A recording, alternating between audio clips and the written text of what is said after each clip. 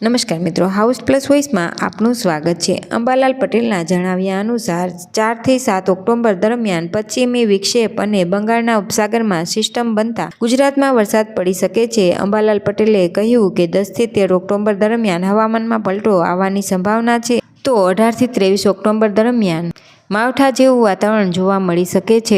લાંબા ગાળાની આગાહી કરતા અંબાલાલ પટેલે જણાવ્યું છે કે નવેમ્બર મહિનાની શરૂઆતમાં દક્ષિણ ભારતમાં ભારે વરસાદ થશે, જેના કારણે ગુજરાતના વાતાવરણમાં પણ પલટો આવશે। આ આગાહીઓને ધ્યાનમાં લેતા ખેડૂતો અને સામાન્ય નાગરિકોએ આગામી દિવસોમાં સંભવિત વરસાદને અનુલક્ષીને જરૂરી તૈયારીઓ કરવી હિતાવહ છે। જોકે આ માત્ર આગાહી હોવાથી હવામાન વિભાગ દ્વારા જાહેર થતી સત્તાવાર માહિતી પર પણ ધ્યાન રાખવું જરૂરી છે। વરસાદનો બીજો રાઉન્ડ પણ ટૂંક સમયમાં આવવાની શક્યતા છે। બંગાળના ઉપસાગરમાં બીજી એક સિસ્ટમ સક્રિય થતાં તારીખ 10 થી 13 ઓક્ટોબરમાં પણ કંઈક અંશે વરસાદ થવાની સંભાવના રહેશે।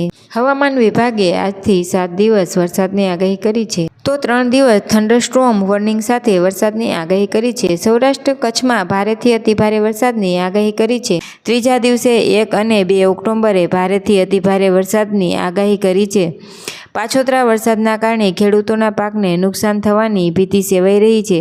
ખાસ કરીને કપાસ, મગફળી અને ડાંગરના પાક માટે આ વરસાદ ચિંતાજનક બની શકે છે। સરકારી તંત્ર દ્વારા નીચાણવાળા વિસ્તારોને સાવચેતી કરવામાં આવી છે અને માછીમારોને આગામી સૂચના ન મળે ત્યાં સુધી દરિયો ન ખેડવા સ્પષ્ટ ચેતવણી આપવામાં આવી છે।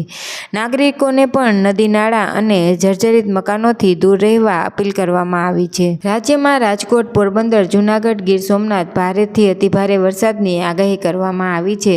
જામનગર, અમરેલી, કચ્છમાં ભારે વરસાદની આગાહી છે।